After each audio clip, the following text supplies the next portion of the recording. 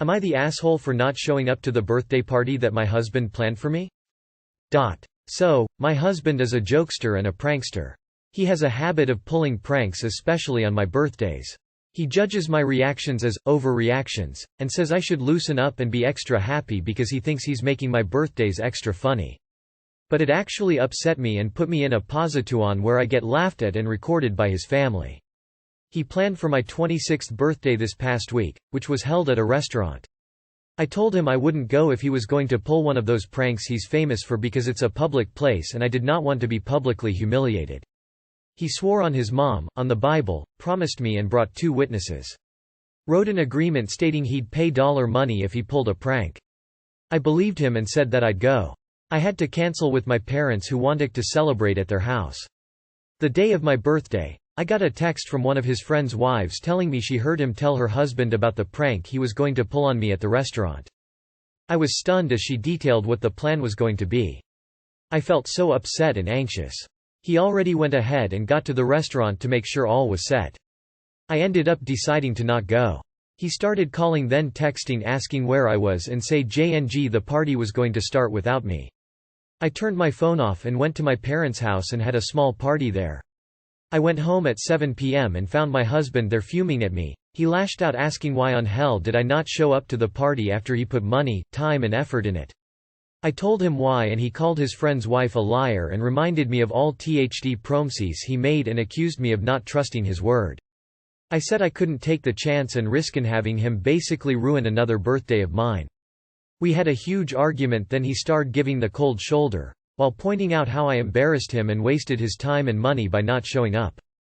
So, my husband is a jokester and a prankster. Not the asshole. That's really all that's needed for a judgment here. Every post on this sub that I've seen about pranking is just immature assholes using pranking as an excuse to be immature assholes. So he either wasn't going to prank you this time, which is very unlikely based on his track record, but fails to see why he's completely untrustworthy because he set this precedent. Or he was going to prank you despite all the promises that he won't. Based on the information you received, he most certainly was going to prank you. This is not funny or cute. Stand your ground and tell your husband you will not tolerate any more pranks and mean it. Not the asshole you were just pulling a prank on him by not showing up. Why doesn't he find that hilarious? Am I the asshole for deleting my roommate's Netflix profile? My roommates and I all share an account on my Netflix. Each had their own profiles. One of the roommates, Greg, gets angry if someone watches something on his profile, even though he doesn't pay for it or any other streaming services for the house. Greg goes off on us all one night because someone messed up his viewing history and yelled at everyone in the house for almost an hour. I deleted all of the individual profiles after talking to my other roommates after Greg's insane outburst. Now it's 2 profiles saying, me, and, Roamies. Greg flipped out again, and that's when I just changed my password and told Greg he couldn't act like that and expect to use people's stuff. My other roommates followed through and Greg doesn't have the password for anything now, so he has no access to TV because he doesn't pay for his own streaming. Greg is mad, saying we are treating him like a toddler when he's a man. It decided that no more individual profiles and using Roamies is what we'll do if he agrees that he can have the passwords again. If not, he can pay for his own services. Not the asshole. Dude makes a lot of demands for a moocher.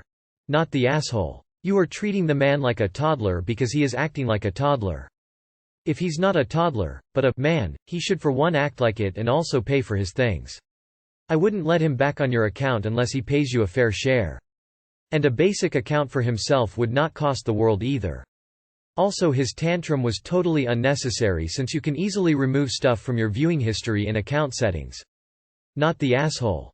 Info: why were people in the house using his profile?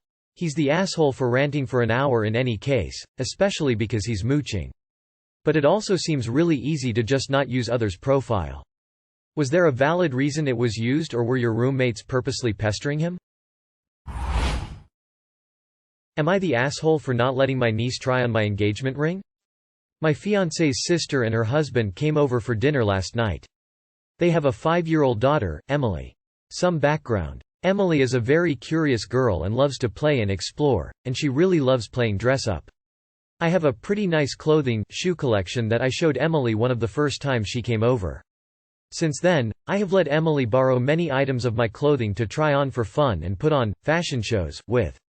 I was completely okay with this until this summer when Emily asked to try on a pair of my expensive heels. This was partially my fault in that I said yes, but couldn't monitor her the entire time because I was busy preparing food for a lunch party I was setting up. I thought that her parents were watching her since they saw her put them on, but apparently not. I come back to check in on her 20 minutes later and she had cut one of the bows off of the shoes and was in the process of cutting off the other one. I was absolutely horrified and immediately stopped her, which resulted in a huge tantrum. Her parents rushed in and were asking her what happened, and she said she didn't like the look of the bows and wanted them off, so she found scissors from my office, which she wasn't supposed to go into at all. I was extremely upset at this and had to excuse myself to calm down. After, my fiancé's sister and husband apologized and seemed really sorry, but never offered to pay for the cost of repair. My fiancé, unbeknownst to me at the time, had then reached out to his sister to ask her to either buy me a new pair or pay for the repair.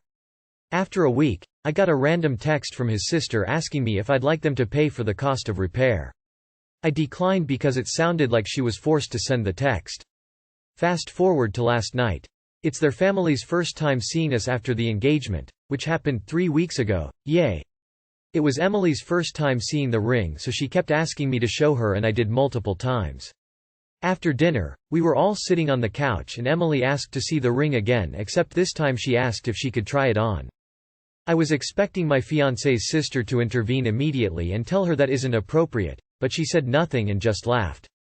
I was personally uncomfortable with the idea of her trying it on because 1. The ring is very personal to me and very expensive, and 2. I was still slightly scarred after the whole shoe incident and was worried about something like that happening again. I basically said something like, "Oh, this ring is very dear to me and I would like to keep it on my finger, but I can give you one of my other rings to try on if you'd like." She said no and asked again. I repeated myself. She started getting teary and that's when her mom intervened and said, "Oh, come on, just let her try it on for a second, she's not gonna break the damn thing." I was getting annoyed at this point, so I just said, "I'd really prefer not." Cue awkward silence. Then her husband says, "Well, we should get going." But before they went out the door, my fiancé's sister said, "Well, now I get why you two don't want children. It's probably better off for everyone." I was immediately shocked by this absurd statement and my fiancé goes, "That was fucking uncalled for," and she said, "It's just the truth," and rolled her eyes and they all left. Now my fiancé's refusing to speak to his sister and has told me that we're not having her back again and everyone's just overall upset. My fiancé doesn't blame me, but I can't help but think that maybe I should have acted differently. Am I the problem here? Not the asshole. A 5-year-old does not need to be trying on engagement rings. I'm honestly appalled at her parents' reaction, especially after what happened with the shoes. Not the asshole that kid sounds spoiled and the parents clearly cannot be bothered to explain healthy boundaries to their daughter. Kudos to your fiancé for standing up for you. You definitely picked a good egg. I would literally say, "Remember when you cut the bows off my shoes? I can't let you try on my ring after you did that to my belongings. It's not nice to ruin other people's things." And leave it at that. Not the asshole, but her parents suck. Little kid is not the asshole either, just a little kid. Am I the asshole for stealing back a necklace my father made me give to my stepsister? My 15 female parents divorced when I was 4 and my father 47 male remarried 2 years later. My stepmother Elizabeth 40 female brought her daughter 13 female with her when she moved in with my father. By court order I live half on half off with my dad but tend to stick around my mum's more anyways since I hate my stepfamily. Since Elizabeth remarried my father she has taken it upon herself to basically cut me out of the family, and once my half-brother, 8 male, was born it's like they barely knew I existed. My father hasn't turned up to one of my big events since I was 11 and that was my birthday party. I was really close with my grandmother on my father's side and loved her to bits. When I was 12 she bought us matching Tiffany necklaces for my birthday. Just a really simple Tiffany heart, but I really loved it. When my grandmother died earlier this year she left all of her possessions to me and my cousin Daniel 17 male, who I am also really close to. All of her assets were sold and any money she had was divided between us to put into a trust that we can't access until we are 25. She also left me the matching necklace she got to go with mine. When I received, my stepsister began crying and complaining about me having 2 necklaces while she has none. My dad said he will buy her one as well if she calms down, but she started screaming even more, saying she wanted my grandmother's. My dad tried to get me to give it to her, but I refused. He ended up threatening to take my phone and remove enough money for another version of the necklace from my bank account, about $500 AUD. I handed it over and left to my mother almost immediately. When I spoke over the phone to my cousin to it that evening, he said we should break into my dad's house and take it back. I thought it was a fabulous idea. So at about 11:30 p.m. that night we drove over to his house and entered the back door, to which I have a key. We snuck through the house to my stepsister's room and took it back. The next morning I received a call from my dad asking what I thought I was doing breaking into the house so late at night. I totally forgot he had one of those doorbells that records, and it videoed us walking around the side of the house. He demanded I give the necklace back.